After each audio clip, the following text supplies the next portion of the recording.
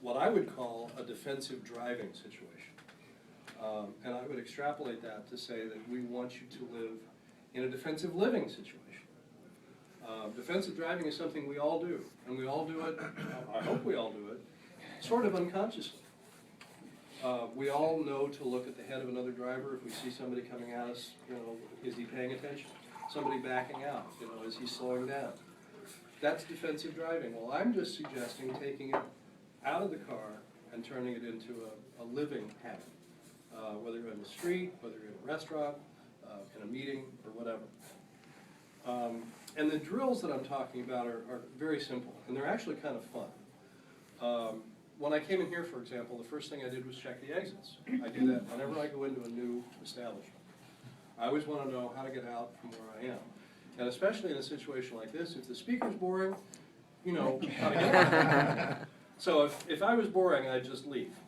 I also checked the layout of the dining room because I had been in here once before, and I seem to remember that I didn't know where we were going to be, and I knew that the aisles sometimes get a little crowded, and these guys, good time, these guys who are serving sometimes have to jostle themselves around, and they're carrying heavy trays or hot coffee or things like that.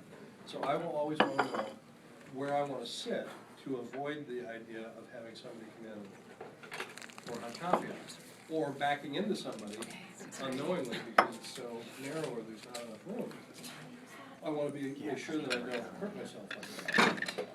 So it's automatic. I don't even have to. I really don't think about it. While doing that, I looked at the people as I was walking in. There weren't very many, but I do this pretty regularly. That's the second time we've done that, so don't feel bad. We, by we, but I'm always looking at people's faces. I'm always looking at their hands, because if somebody's going to do something to you, chances are they're not going to bite you first. They're going to do something with their hands. But one of the things that does in looking at faces and looking at hands, and in any crowd, whether it's a restaurant, whether you're walking through a crowd or not, your head's up. And that's one of the key things that people look for when they're looking at victims, is whether your head's up, whether you're looking around, whether you're making eye contact.